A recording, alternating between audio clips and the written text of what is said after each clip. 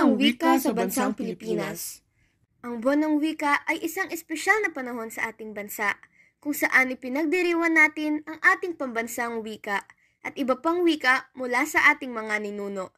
Sa taong 2023, tayo ay magsasama-sama upang ipagdiriwang ang Buwan ng Wika na may espesyal na tema na ang kapangyarihan ng Pilipino at mga katutubong wika.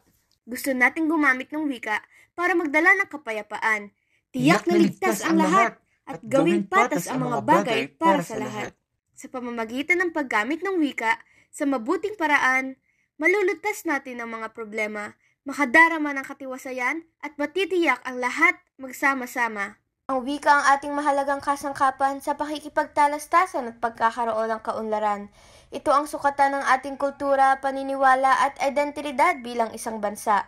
Ang paggamit at pananatili ng Filipino at mga katutubong wika ay isang hakbang tungo sa pagkakaisa at pagpapahalaga sa bawat kasapi ng ating lipunan. Sa paggamit ng wika bilang instrumento ng kapayapaan, maaari nating ibahagi ang ating kaisipan, saloobin at adhikain ng mapayapa at may respeto. Ang wika ang tulay na magdurugtong sa atin bilang mga mamamayan. Nagpapakita sa kabila ng pagkakaiba, mayroon tayong pangkalahatang hangarin na magkaroon ng maayos na pamayanan. Ang seguridad ay mahalaga sa bawat bansa at lipunan. Mahalagang mapanatili at palakasin ang seguridad upang mabuhay tayo ng may payapa at produktibo. Ang paggamit ng malikain at mabisang komunikasyon sa pamamagitan ng wika ay nagbibigay ng oportunidad upang mapaghandaan at matugunan ang hamon na nagbabanta sa ating higit pang kaayusan at kaligtasan. Inklusibo rin dapat ang pagpapatupad ng katarungang panlipunan. Ito ay tumutukoy sa pagkakaroon ng patas na pagtrato sa lahat at pagbibigay na pantay na akses sa serbisyong pangkabuhayan, edukasyon, kalusugan at hustisya. Sa pamamagitan ng paggamit ng ating wika, maaari nating mapalawak ang kaalaman at kaunawaan sa mga isyu ng lipunan at hikayatin ang iba na aktibong makilahok sa paghabi ng isang lipunang may katarungan panlipunan.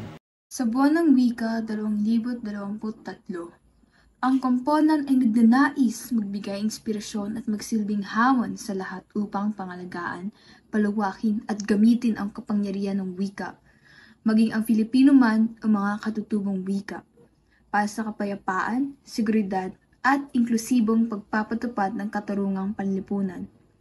Sa pamamagitan ng ating mga salita, tayo ay magkakaroon ng boses at kakayahang magsulong ng pagbabago at pag-unlad na nakatuon sa ikabubuti ng nakakarami. Ang kapangyarihan ng wika ay nasa ating mga kamay at ito ay dapat pangalagaan at gamitin ng may malasakit at responsibilidad. Sa pagtapos ng Buwan ng Wika, magsilbing paalala ito sa atin na hindi lamang isang beses sa isang taon dapat nating ipagdiwang ang ating wika. Ito ay dapat maging makabuluhan at aktibo nating ginagawa.